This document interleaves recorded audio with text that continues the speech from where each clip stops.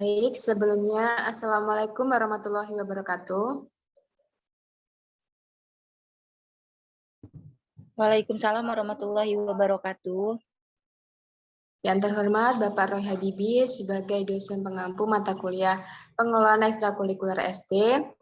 Di sini kami dari kelompok 5 semester 6C yang beranggotakan saya Delia Intan Utami dan kedua rekan saya Gusti Ayu Putu Ardani dan juga Lisna Agusta akan menjelaskan materi mengenai MOSE dan juga Semapur. Materi yang pertama akan dijelaskan oleh Saudari Lisna. Kepadanya kami persilahkan.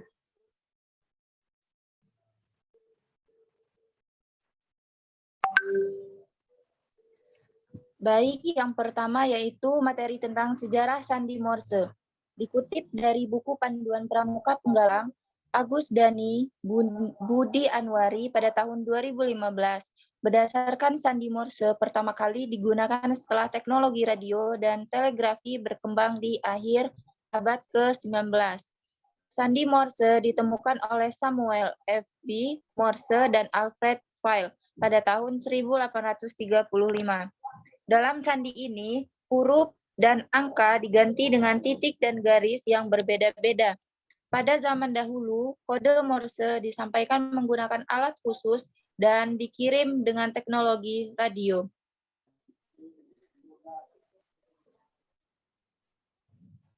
Selanjutnya, pengertian sandi Morse. Kode Morse adalah sistem representasi huruf, angka, dan tanda baca dengan menggunakan sinyal kode. Kode Morse adalah contoh bentuk komunikasi digital awal.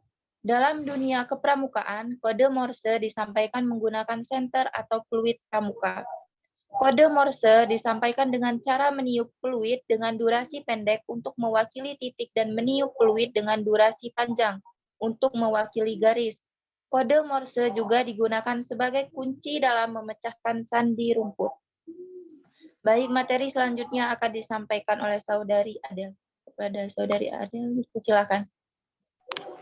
Baik, terima kasih. Di sini saya akan menjelaskan mengenai alat penyampaian sandi Morse.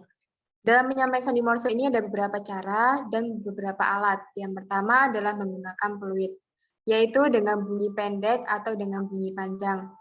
Yang kedua adalah dengan menggunakan bendera, di mana seseorang dapat mengibarkan bendera pendek atau kibaran bendera panjang. Yang ketiga adalah dengan menggunakan api atau cahaya lampu, di mana seseorang dapat menyalakan cahaya lampu itu secara pendek atau secara panjang.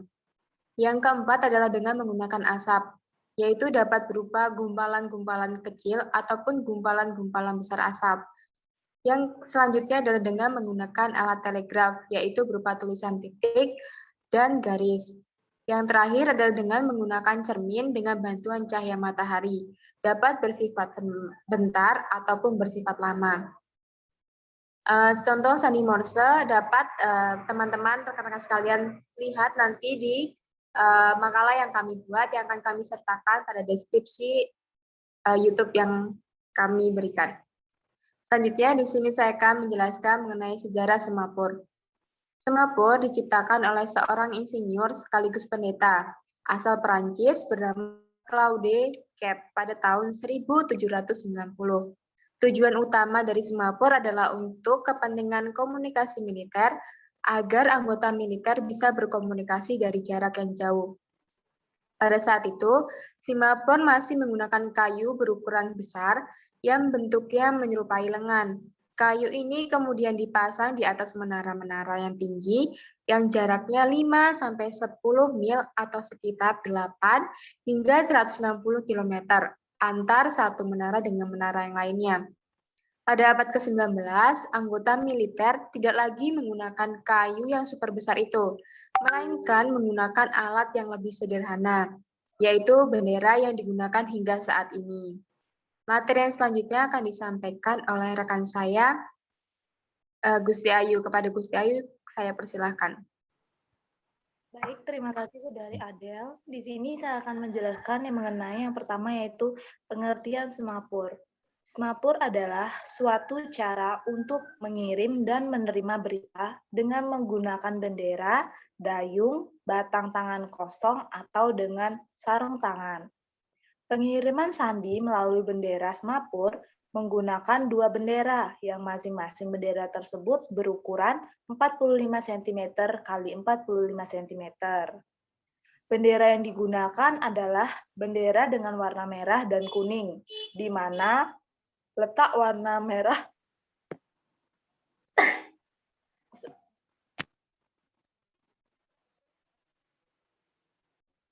di mana letak bendera yang berwarna merah selalu berdekatan dengan tangkai bendera. Selanjutnya, manfaat Semapur. Semapur bermanfaat sebagai salah satu cara untuk melakukan komunikasi jarak jauh. Metode ini merupakan salah satu materi yang diajarkan dan wajib pada kegiatan pramuka. Tujuannya adalah agar anggota pramuka tetap bisa berkomunikasi dari jarak yang jauh meskipun sedang berkemah di tempat yang susah sinyal seperti di gunung atau di desa terpencil. Selanjutnya, Gerakan Semapur dapat dilihat pada PPT, itulah Gerakan Semapur. Gerakan Semapur ini terdiri dari 30 gerakan, mulai dari gerakan awal yang dinamakan rest atau stretch, sampai dengan gerakan akhir yang bernama cancel atau annual. Itulah tadi penjelasan mengenai Semapur, saya kembalikan kepada moderator.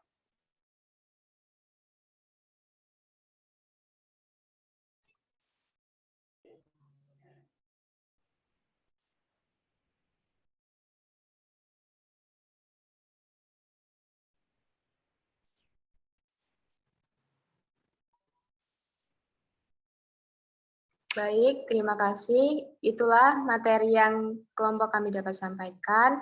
Di sini saya ingin menambahkan sedikit bahwasanya untuk memberikan mata pelajaran Semapur ini dapat dengan searah jarum jam. Jadi pergerakan untuk sandi Semapur ini dimulai dari sebelah kiri hingga sebelah kanan. Yang perlu ditegaskan lagi dalam hal ini adalah kita sebagai calon pendidik harus bisa memahami dan juga hafal tentang sandi-sandi Morse dan juga Semapur agar kelak saat kita mengajar dan terjun langsung untuk mengajar ekstrakurikuler di SD, kita dapat menerapkannya dengan baik. Itulah yang dapat kelompok kami sampaikan. Apabila ada tanggapan, masukan ataupun pertanyaan dapat dicantumkan dalam kolom komentar. Atas perhatiannya kami ucapkan terima kasih. Wassalamualaikum warahmatullahi wabarakatuh. Waalaikumsalam warahmatullahi wabarakatuh.